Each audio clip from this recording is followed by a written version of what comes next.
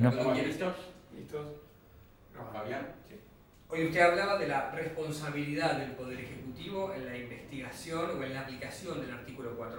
Usted fue, durante parte importante de este periodo, vicepresidente de la República. ¿Hubo una voluntad política de no aplicar, de no cumplir con el artículo 4? El vicepresidente de la República no integra el Poder Ejecutivo.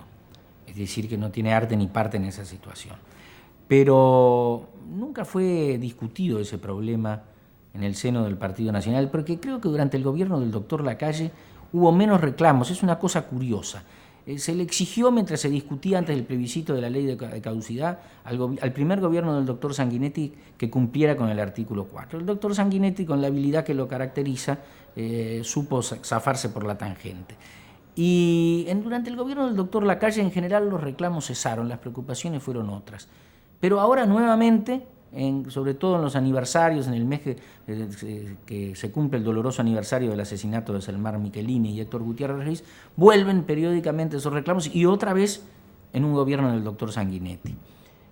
Pero creo que desde ese punto de vista se puede decir que la responsabilidad de quienes ejercieron el Poder Ejecutivo es igual, ¿no? Pero no hubo una voluntad deliberada, nunca recuerdo yo que al doctor Lacalle se le hubiera exigido el cumplimiento de esa disposición y que lo discutiéramos en el seno del Partido Nacional. Tampoco se discutió en el Parlamento durante ese periodo. Ahora ha vuelto otra vez este tema, creo que es una cosa que no se explica, que no tiene lógica, es decir, han pasado más años y nuevamente se vuelve con esa exigencia que yo reconozco, desde el punto de vista estricto jurídico, la ley no se ha cumplido en ese aspecto en su integridad, pero mire que hay muchas leyes que no se cumplen, muchos de los problemas del país que a veces le achacan al Parlamento no es porque no haya una ley que lo pueda encarar e intentar resolverlo, es porque en el fárrago de leyes que existen a veces el Poder Ejecutivo se olvida de cumplirlas. Las leyes que siempre se cumplen son las que reconocen derechos de los individuos y regulan conflictos en las relaciones de familia, es decir, lo que disponen los códigos, los problemas que se discuten ante la justicia. Pero cuando se trata de leyes que exigen una acción de la administración en los hechos, muchas veces la administración no cumple con la ley. Aguirre, ¿usted no piensa que este tema, en la medida en que no termina de ser saldado, pienso en el destino de los restos de los detenidos desaparecidos, va a seguir reapareciendo? Mire, puede reaparecer todos los días del año, pero no va a tener otra solución. Esto no es posible, no hay una voluntad política. Y si esto un gobierno viniera y dijera que lo va a hacer, lo que va a ocurrir es que va a tener un grave enfrentamiento con el ejército. Y esto es lo que hay que entender. Es decir, la ley de caducidad era para que no hubiera más enfrentamientos con el ejército, no hubiera más problemas. Ahora, si hay gente que quiere ir a revolver los cuarteles y los fondos de los cuarteles y a excavar, e ir con una pala mecánica allí a ver si hay restos humanos, va a tener un grave enfrentamiento con el ejército. Ya hemos visto lo que pasó con este problema del colector que pasa por los fondos del batallón número 13, donde yo estuve detenido 28 días en noviembre y diciembre de 1979, cuartel al que le llamaban el infierno. La jerarquía de las Fuerzas Armadas se opusieron terminantemente y la transacción es que, como técnicamente tiene que pasar por allí, pero que la excavación y las obras materiales la van a cumplir los soldados. Entonces, mejor demostración que esa de que hay una voluntad, una oposición firme de las Fuerzas Armadas como institución a que eso se haga. Y bueno, ¿y cómo se va a doblegar esa voluntad de las Fuerzas Armadas? Se me dirá, ¿son subordinados del Poder Ejecutivo? Sí, pero estamos lo mismo que estábamos en diciembre de 1986. Los queremos poner entre la espada y la pared para que ellos digan que no. Si los ponemos entre la espada y la pared, van a decir que no. ¿Y quién los obliga? Queremos desautorizar al poder político. Y con eso, reitero, respeto muchísimo los sentimientos de los familiares de los desaparecidos. Me pongo en su lugar, me hago cargo de su dolor y hasta de su indignación. Pero no vamos a resolver nada con aclarar el día, la fecha y las circunstancias en que murió determinada persona. No vamos a resolver nada. No vamos a resolver nada desde el punto de vista nacional.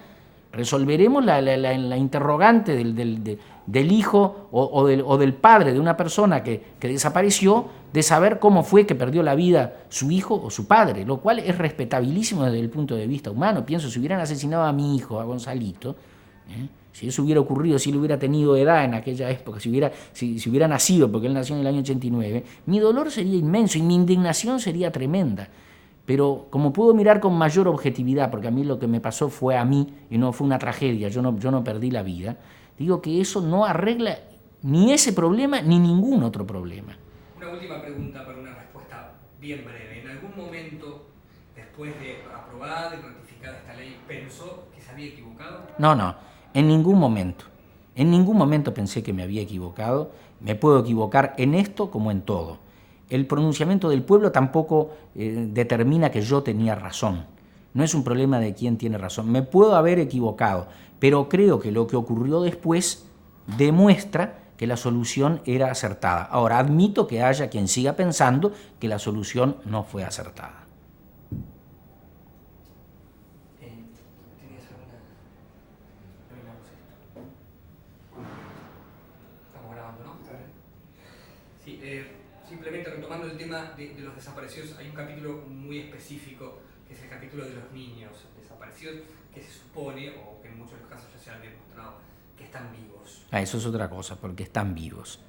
Pero en algún caso que se les ha encontrado, ocurre un rechazo del niño, porque el niño, en una edad en que no tenía prácticamente conciencia o capacidad de memorizar los hechos, por ejemplo, un bebé de 3 meses, de 6 meses, fue criado en el seno de una familia y considera que esa es su familia y esos son sus padres, entonces rechaza que lo extraigan del seno de la familia con la cual tiene todos sus vínculos afectivos y le digan, no, tú no sos hijo de esta familia, sino que sos hijo de otra familia a la que desconoce.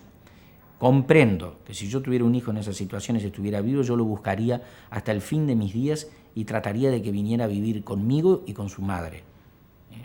Pero ya hemos visto este tipo de procesos. Ahora sí, ahí sí me parece absolutamente legítimo que se indague, porque no se va a ubicar al responsable de un asesinato, sino decirle a quienes extrajeron un niño de su familia y aceptaron la responsabilidad de criarlo, que restablezcan la realidad de los hechos y devuelvan a esa persona al seno de su familia, o por lo menos le den la opción, si él quiere, de vivir y mantener vínculos con la que es su verdadera y real familia. Muy bien, bárbaro, Aguirre. Bueno, muchas Perfecto, gracias.